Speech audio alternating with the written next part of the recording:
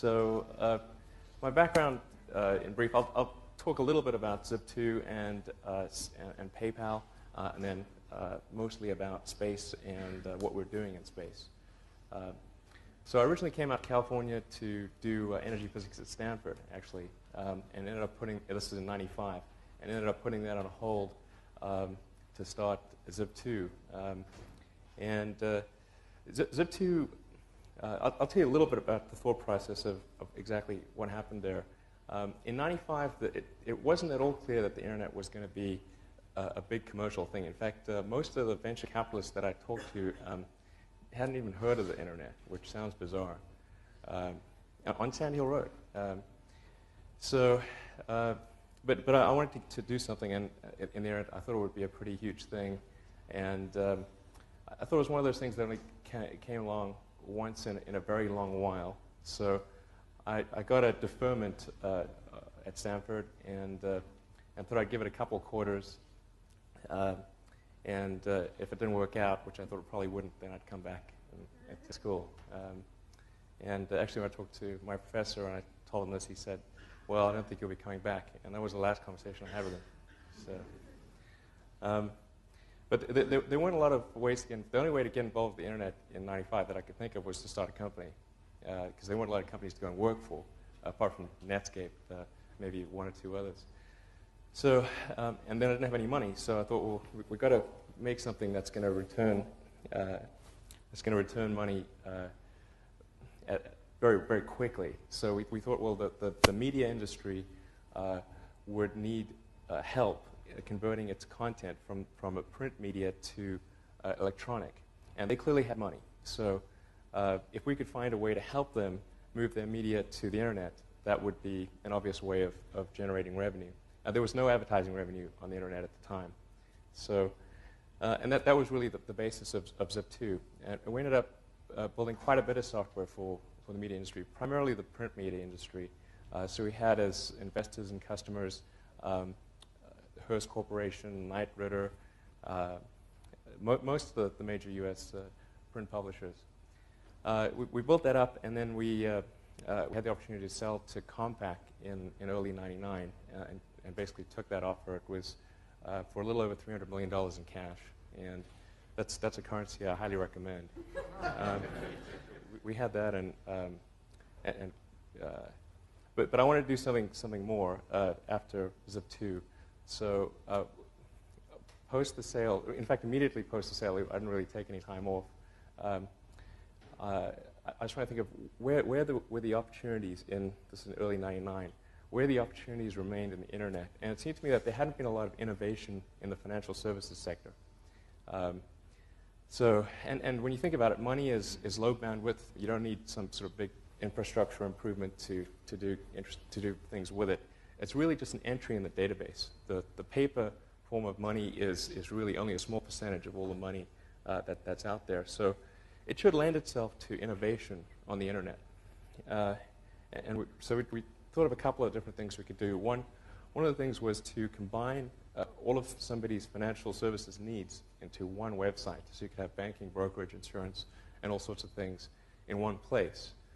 And that was actually quite a difficult problem to solve. But we solved most of the issues associated with that. And then we had a little feature, which took us about a day. That was the ability to email money from one customer to another. So you could type in an email address, or actually any unique identifier, and transfer funds, or conceivably stocks or mutual funds or whatever, from one account holder to another. And if you try to transfer money to somebody who didn't have an account in the system, it would then forward an email to them saying, "Hey, why don't you sign up and open an account?" So, and whenever we demonstrate these two sets of features, we'd say, well, this is a feature that took us a lot of effort to do, and look how you can see your bank statement and your mutual funds and your insurance and all that. It's all on one page, and look how convenient that is, and people go, well, ho-hum. And then we'd say, and by the way, we have this feature where you can enter somebody's email address and transfers funds, and they go, wow. So we you're like, okay. So we focused the company's business on email payments. And in the early going, the company was called X.com, And then there was another company called Confinity, which had actually also started out from a different area. They started out with Palm Pilot cryptography, and then they had as a demo application the ability to beam token payments from one Palm Pilot to another via the infrared port. And then they had a website, which was called PayPal, where you would reconcile the beamed payments. And what they found was that the website portion was actually far more interesting to people than Palm Pilot cryptography was. So they started leading their business in that direction. And then in basically early 2000, X.com acquired Confinity, and then about a year later, we ended up changing the company's name to PayPal. But PayPal is really a case of where the whole viral marketing, it's really a perfect case example of viral marketing, like Hotmail was, where one customer would essentially act as a salesperson for you for bringing in other customers. So they would send money to a friend and essentially recruit that friend into the network. And so you had this exponential growth. The more customers you had, the faster it grew. So it was like bacteria in a petri dish. It just goes like, does this S curve. And in fact, I ran PayPal for about the first 2 years of its existence. And we launched after year 1, and by the end of year 2, we had 1 million customers. So it gives you an example, it gives you a sense for how fast things grow in that scenario. And we didn't have a sales force. We actually didn't have a VP of sales. We didn't have a VP of marketing, and we didn't spend any money on advertising. About February of last year, for those some of you are probably following it, in February of last year, PayPal went public, and I think we were the only internet company to go public in the first part of last year. It went off reasonably well, although I think we had more SEC rewrites than any company I can imagine. I think we set a record on SEC rewrites. This was right around the Enron time and when there was all sorts of corporate scandals, so they put us through the ringer. And then shortly thereafter, in about June, July, we struck a deal with eBay to sell a company to eBay. And for about $4.5 billion. But that was when eBay's stock price was about $55, and they hadn't split. So I guess in today's dollars, we were about $3 billion. So that worked out pretty well. In the first part of last year, I've been doing just some background research on space, and well, let me talk a bit about that. So, essentially, I was trying to figure out why we had not made more progress since Apollo. In the 60s, we went from basically nothing, not being able to put anyone into space, to putting people on the moon, and developing all the technology from scratch to do that. And yet, in the 70s and the 80s and the 90s, we've kind of gone sideways. And we're currently in a situation where we can't even put a person into low Earth orbit. And that doesn't really gel with all of the other technology sectors out there. The computer that you could have bought in the early 70s would have filled this room and had less computing power than your cell phone. And so just about every sector of technology has improved. Why has this not improved? So I started looking into that. Initially, I thought, well, perhaps it's a question of funding, and that funding can be garnered by really marshaling public support. So I thought, well, one way to get the public excited about space would be to do maybe a privately funded robotic space mission to Mars. And so we figured out a mission that would cost about $15 to $20 million, which isn't a lot of money, but it's about a tenth of what a low-cost NASA mission would be. And the idea was called Mars Oasis, where we'd put a small robotic lander on the surface of Mars with seeds and dehydrated nutrient gel that would hydrate upon landing, and you'd have plants growing in Martian radiation and gravity conditions. And you'd also be maintaining essentially a life support system on the surface of Mars. And this would be interesting to the public because they tend to respond to precedents and superlatives. And this would be the furthest that life's ever traveled and the first life on Mars, so pretty significant. And then when I started looking at launch vehicles, the lowest cost vehicle in the U.S. is Boeing's Delta II, which costs about $50 million. And that's a bit steep, what we were trying to do. So I made 3 visits to Moscow, to Russia, to look at buying a Russian launch. And it's actually pretty interesting going to Moscow to negotiate for a refurbished ICBM. If on the range of interesting experiences, that's pretty far out there. But we actually did get to a deal, but there were so many complications associated with the deal that I wasn't comfortable with the risks associated with it. So when I got back from the 3rd trip, I thought, well, why is it the Russians can build these low-cost launch vehicles? Because it's not like we drive Russian cars, fly Russian planes, or have Russian kitchen appliances. And when's the last time you bought something Russian that wasn't vodka? So I think the U.S. is a pretty competitive place, and we should be able to build a cost-efficient launch vehicle. So I put together a feasibility study which consisted of engineers that have been involved with all the major launch vehicle developments over the last 3 decades.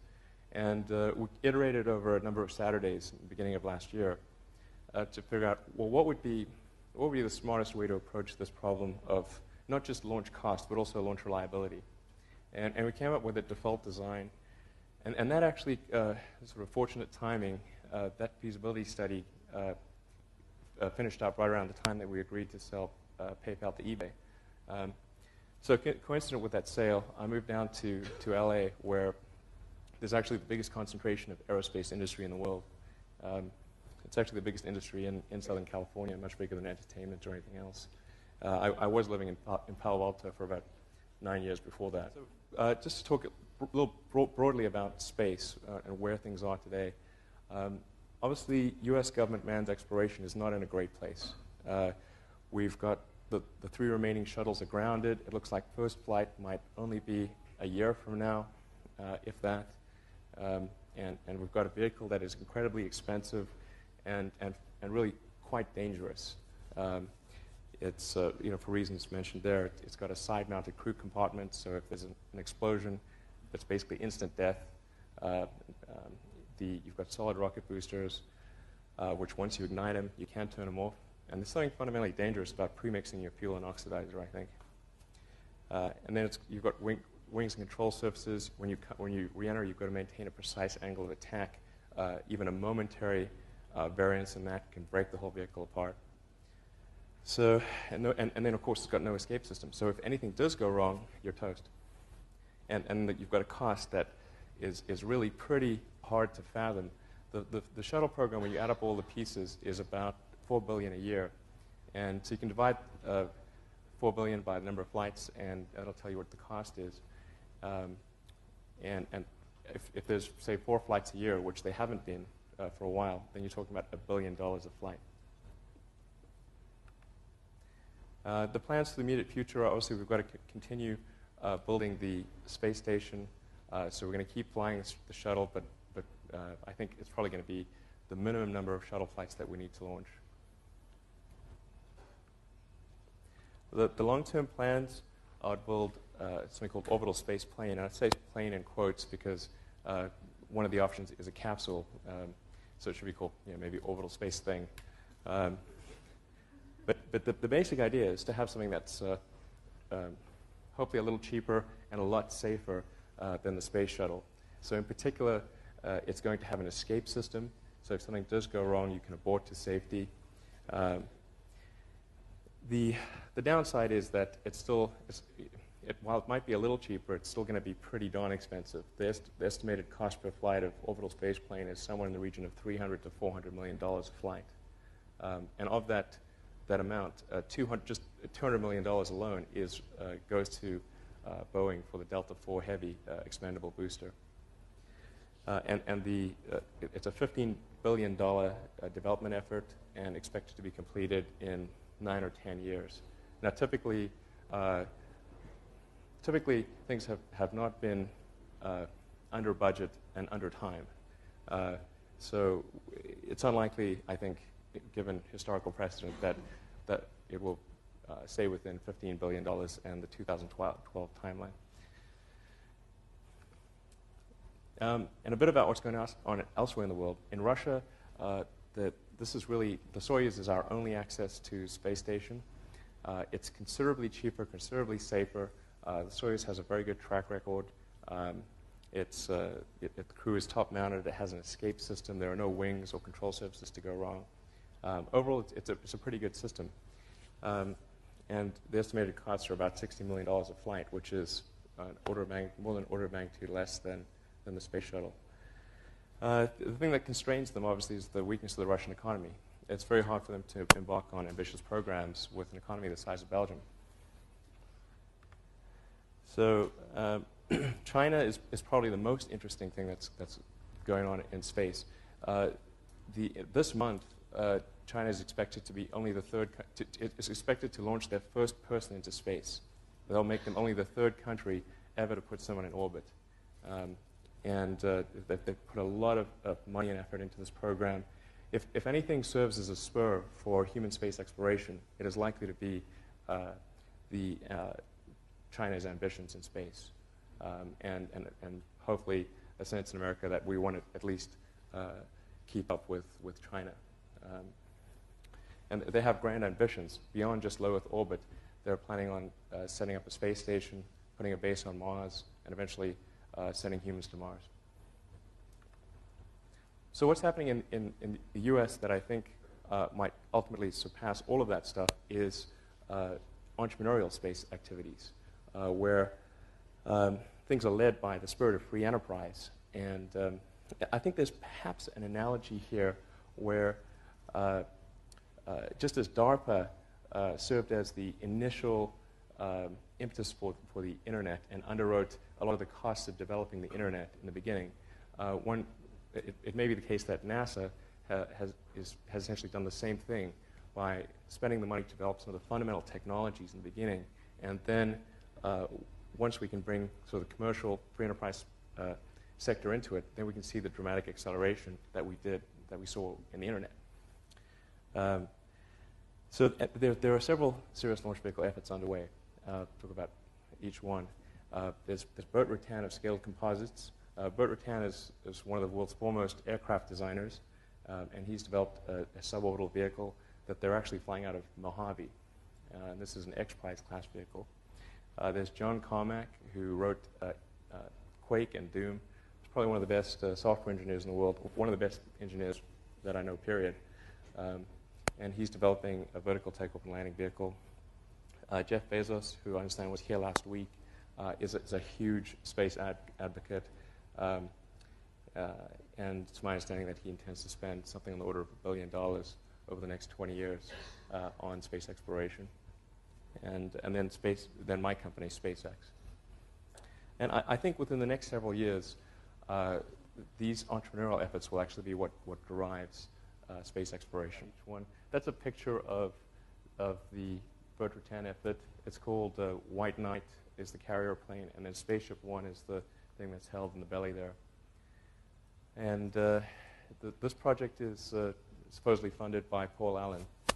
So there's quite a lot of capital also, I should make that point, quite a lot of capital that's sort of entering this entrepreneurial space sector as well. The only drawback, I think, of this architecture is that it's not really scalable for something that would get to orbit. This is pretty good for suborbital, but I think the architecture would need to change for an orbital vehicle. And there's John Carmack's effort. He's a little irreverent. This is from his website. His vehicle is a vertical takeoff and landing vehicle. He's made really incredible progress for somebody who has no background in aerospace engineering and is also kind of doing it all himself with him and like 3 buddies. And I think they will make something that works. Actually, if you can check out their website, Armadillo Aerospace, it's pretty interesting stuff. But in order to get to orbit, this would require a substantial improvement in the mass efficiency and the engine efficiency, and probably be a 2-stage vehicle. Jeff Bezos, who I'm sure almost everyone here is aware of. He is a pretty huge fan of space. In fact, his high school valedictorian speech was about the necessity of humanity expanding to other planets. So it's pretty important to him, from what I understand. This is our effort. We're spending quite a bit more than the 3 prior entities that I mentioned. In some cases, probably an order of magnitude more, because what we're doing is really an order of magnitude more difficult. We're building an orbital launch vehicle. It's a 2-stage, very high efficiency engines, very high mass efficiency launch vehicle. And it's targeted to the satellite delivery market. So our approach is really to make this a solid, sound business. And so I've predicated the strategic plan on a known market, something that we know for a fact exists, which is the need to put small to medium-sized satellites into orbit. And so that's what we're going after initially. And then with that as kind of a revenue base, we will move into the human transportation market. So the long-term aims of the company are definitely in human transportation. I think the smart strategy is to first go for cargo delivery, essentially, satellite delivery. And our eventual upgrade path is to build the successor to Saturn V, build a super heavy lift vehicle that could be used for setting up a moon base or doing a Mars mission. That would be the holy grail objective. On the upper right there, you can see a test firing of our engine. And on the lower right, you can see our first stage tank. This is an engine test of our main engine, which is called Merlin.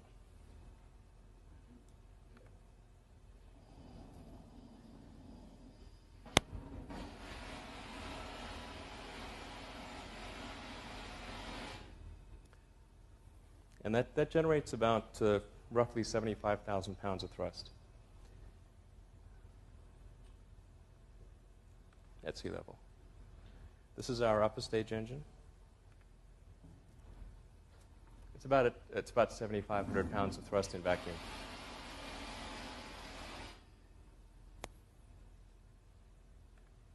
And this is an accelerated version of our launch sequence. Our first launch will be from the SpaceX Launch Complex at Vandenberg Air Force Base in approximately March of next year, basically early next year.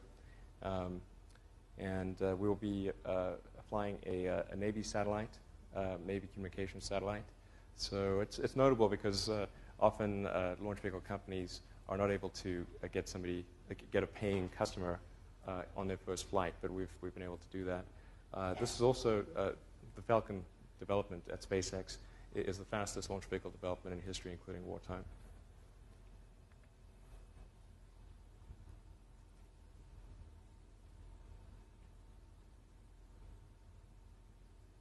So that's actually Vandenberg Air Force Base, which is about 2 hours away from Santa Barbara.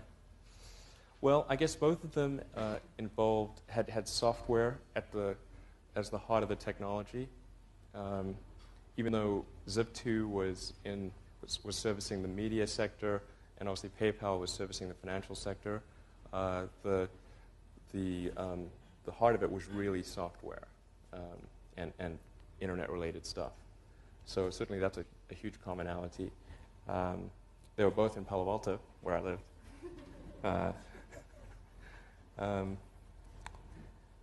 I think we took a similar approach to building both companies, which was to have a small group of very talented people and keep it small. I think PayPal had at its height probably 30 engineers for a system that's, I would say, is more sophisticated than the Federal Reserve clearing system. I'm pretty sure it is, actually, because the Federal Reserve clearing system sucks.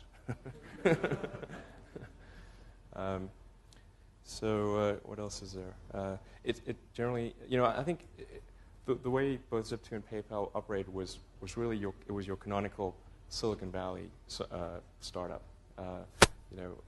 Pretty flat hierarchy. Everybody had a roughly similar cube, and anyone could talk to anyone. We had a philosophy of best idea wins, as opposed to the person proposing the idea winning because they are who they are. Even though there were times when I thought that should have been the way it goes.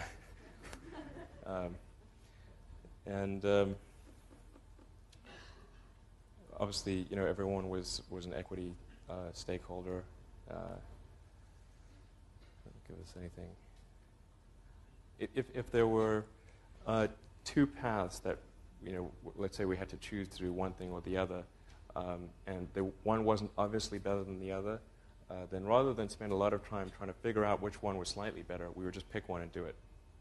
And sometimes we'd be wrong, and we'd pick the suboptimal path. But often it's better to pick a path and do it than to just vacillate endlessly on a choice.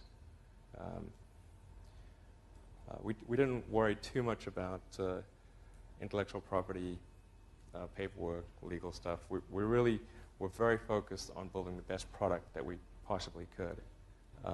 Both Zip2 and PayPal were very product-focused companies.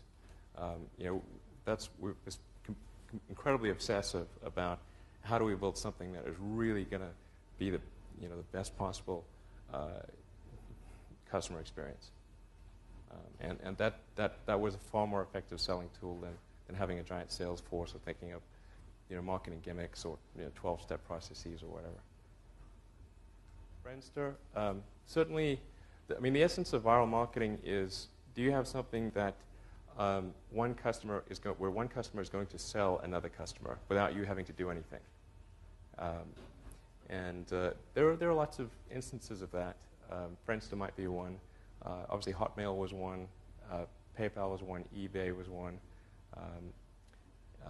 And in a situation like that, going back to what I said about product matters incredibly, because if you're going to recommend something to somebody, you've got to really love the product experience. Otherwise, you're not going to recommend it because you don't want to burn your friend. Entering the space industry, it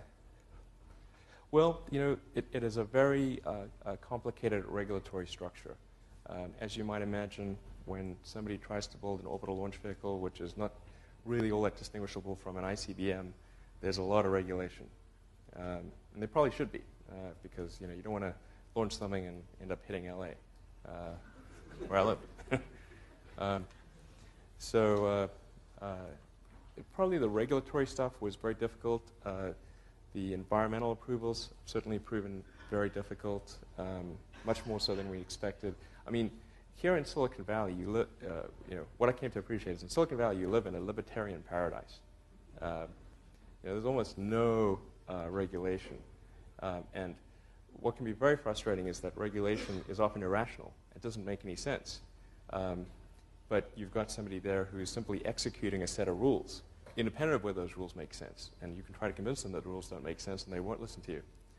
So probably regulation is the most annoying thing. I would say overall, though, I'm very pleased because I think we've had a very smooth development process. And on the whole, I can't complain at all. So, something into space. Well, let me tell you what makes a rocket hard. The energy and the velocity required to get into orbit is so substantial that compared to, say, a car or even a plane, you have almost no margin to play with.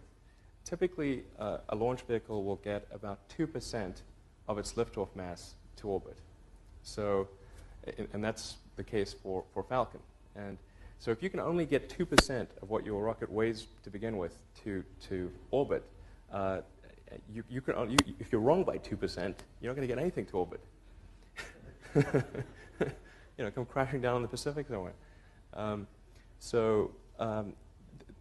That means all of your calculations have to be right. If you miscalculate something, you get an answer wrong, it blows up.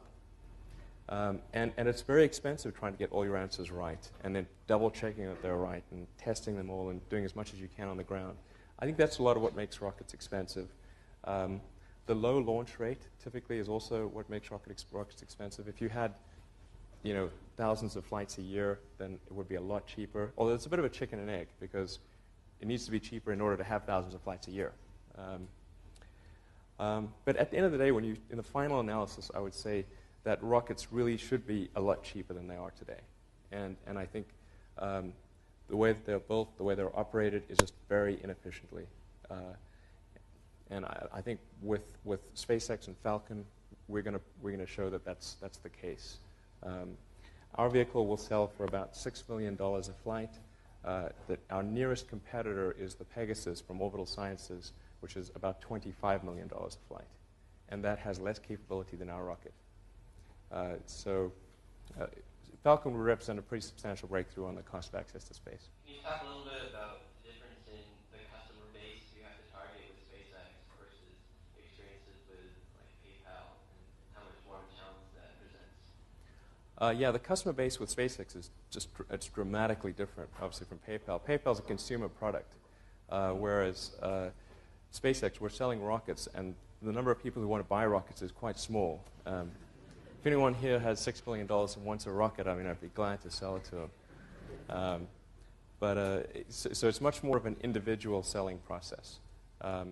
There's a great deal more thought that goes into any purchase of a launch, much more so than signing up a PayPal account, which doesn't really cost you much. Yeah, and there's not a lot of viral marketing that's going to happen with the rocket, I suspect. I'm hoping, but I'm not counting on it. So it's probably come in all sizes, shapes, and flavors. I'm not sure there's any one particular thing. For me, some of the things I've described already, I think, are very important. I think really an obsessive nature with respect to the quality of the product is very important. So being obsessive compulsive is a good thing in this context. Really liking what you do, whatever area that you get into.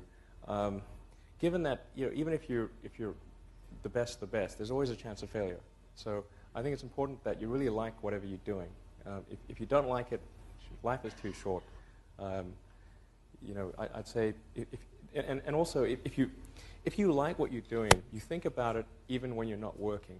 I mean, it's something that your mind is drawn to. And if you don't like it, you just really can't make it work, I think. SpaceX is about 30 people. And what we do internally at SpaceX is we do all of the design, analysis, integration of hardware, testing, and then launch operations. But a lot of the heavy manpower stuff, like welding together our primary structure, the heavy machining, and so forth, that we outsource. So we'd be a much larger company, but do all of that internally.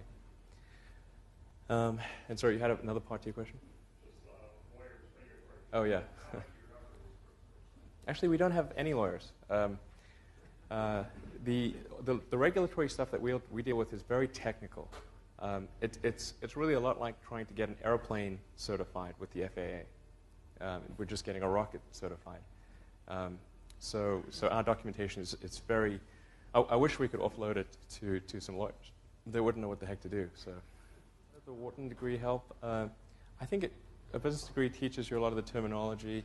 It introduces you to concepts that you would otherwise. There's terminology. There's something to be said for that. Introduces you to concepts you would otherwise have to learn empirically. I think you can learn whatever you need to do to start a successful business, either in school or out of school. School, in theory, should help accelerate that process, and I think it oftentimes it does. It can be an efficient learning process, perhaps more efficient than empirically learning lessons. But really, I think there are examples of successful entrepreneurs who never graduated high school, and there are those that have PhDs. So I think the important principle is to be dedicated to learning what you need to know, whether that is in school or empirically. Well, I should point out that Falcon, our first vehicle, doesn't really have the same capability as either the Chinese, the Russian, or the space shuttle vehicles that I mentioned. Falcon would be in the light class of launch vehicles, whereas the space shuttle would be a heavy class launch vehicle. So it's not quite an apples-to-apples comparison. However, the right comparison would be Falcon compared to the Pegasus from Orbital Sciences. Falcon is $6 million. The Pegasus is $25 million. The way we've gotten our prices low, our costs low, is we've really focused on every element of the launch vehicle. There's really no one silver bullet that has been responsible for a substantial portion of the cost savings. It's been really hundreds of small innovations and improvements. And so we've done improvements in the propulsion system, the structure, the avionics, and the launch operations, as well as maintained a very low overhead organization. And when you add up all the things we've done in those areas, that allows us to produce a launch vehicle at $6 million. As far as PayPal, there were a lot of back office relationships that we needed to establish and to attach to various heterogeneous data sources. We needed to attach to the credit card system for processing credit cards. We needed to attach to the Federal Reserve System for doing electronic funds transfers. We needed to attach to various fraud databases to run fraud checks. There was a lot that we had to interface with, and that took a while, but it all came together, I think, roughly simultaneously. I mean, developing the software and having it ready for the general public reasonably coincided with us being able to conclude those deals and interface with the outside vendors, and all that took about a year. I think one thing that's important is to try not to serialize dependencies. So if you can put as many elements in parallel as possible, a lot of things have a gestation period, and there's really nothing you can do to accelerate. I mean, it's very hard to accelerate that gestation period.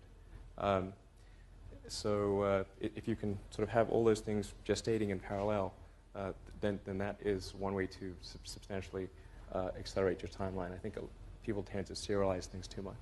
On the PayPal system, although nothing that ever actually mattered.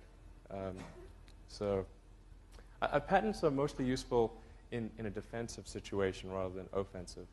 It can be very difficult to actually offensively prosecute a patent. So I think in certain industries, like pharmaceuticals and so forth, patents can be incredibly important. In software, particularly when you've got a very rapid life cycle, where you got a patent, but now it's redundant, so who cares? It's less relevant when you've got a rapid life cycle. I've looked at the various. There are a couple of things that I think are pretty bogus. One is space mining. Another is space solar power. I mean, if you calculate how much it costs to bring either the photons from space solar power, back to Earth, or the raw material back to Earth, the economics don't make sense. They just can't close the economic case. Not even by. It's probably off by 3 orders of magnitude. So I think probably the biggest thing that could happen is if we decide to establish a base on the Moon or a base on Mars, and particularly if we attempt to make a self-sustaining base, self-sustaining civilization on the Moon or Mars, that is enormous opportunity on probably the $1 trillion level, because then you have basically interplanetary commerce going on. I think that's pretty huge. But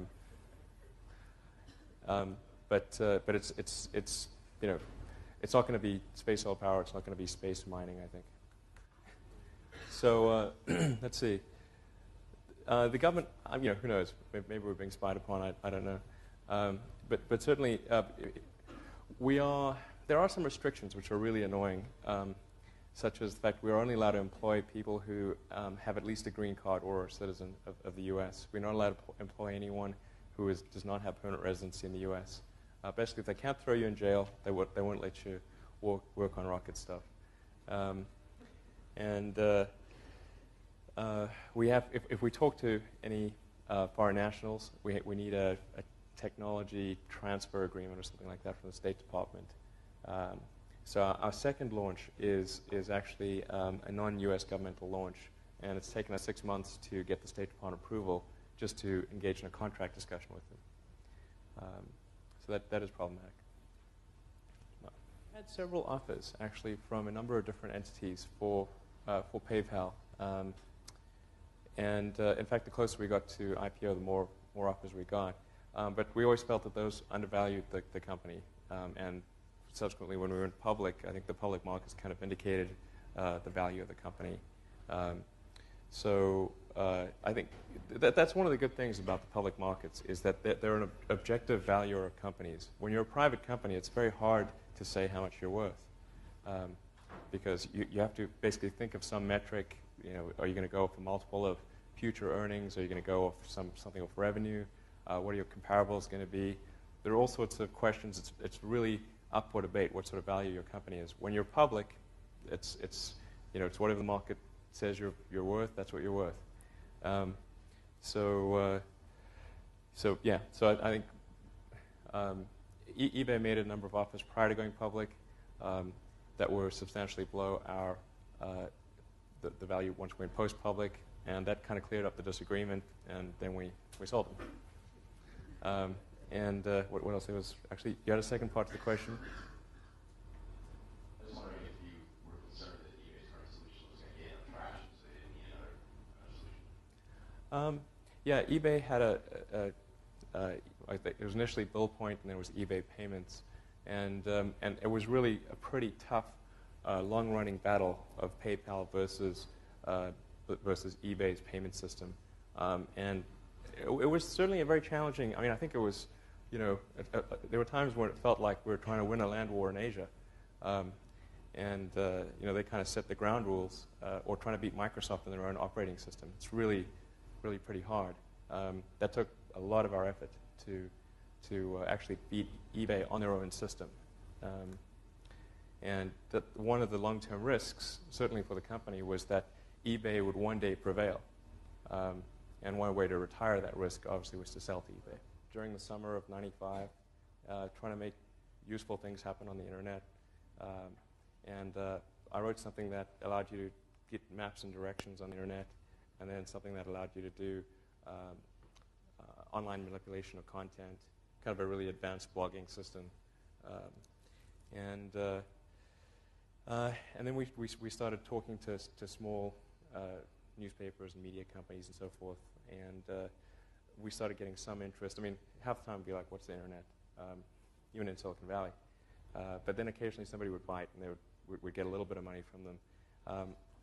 And then there was basically only about 6 of us. There were myself, my brother, who I convinced to come down from Canada, and a friend of my mom's. And then 3 salespeople we hired on contingency by putting an ad in the newspaper. But things were pretty tough in the early going. I didn't have any money. In fact, I had negative money. I had huge student debts.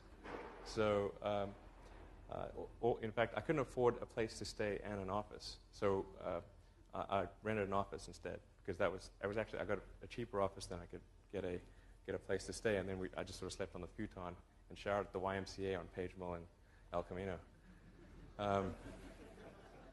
I was in the best shape I've ever been. Go to shower, work out, and you're good to go. And there was an ISP on the floor below us, just a little tiny ISP, and we drilled a hole through the floor and connected a null modem cable. That gave us our internet connectivity for like $100 a month. So I mean, we had just an absurdly tiny burn rate, and we also had a really tiny revenue stream, but we actually had more revenue than we had expenses. So when we went and talked to VCs, we could actually say we had positive cash flow. There's no silver bullet that I can point to as to why our vehicle is a lot cheaper. We've really focused on reducing the cost across the board. I mean, for one thing, our overhead in a 30-person company is an order of magnitude less than it is in Lockheed or Boeing, just for starters. So even if we did everything the same and built the same launch vehicle, we'd be considerably cheaper.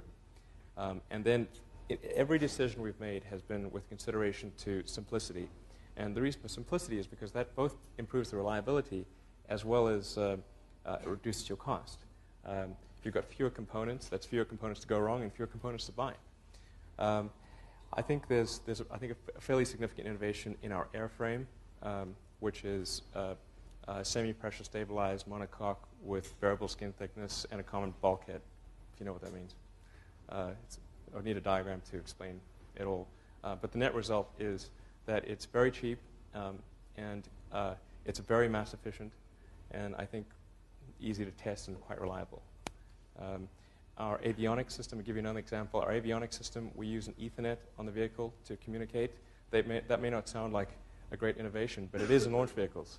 All the other launch vehicles communicate in the vehicle by these serial cables that run the entire length of the vehicle.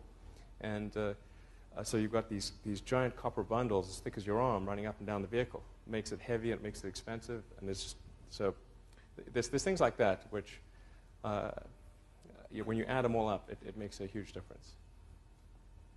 So, good question. That's a good question. No, I would not. I think SpaceX is not. This is advanced entrepreneuring, and it may also. I can't tell you how many people have said that. The fastest way to turn, the fastest way to make a small fortune in the aerospace industry is to start with a large one. Hopefully that doesn't work out. But I would definitely. I think space is a tough one for first-time entrepreneurs. You're better off starting with something that requires low capital, and space is a high capital effort. Sorry, last question.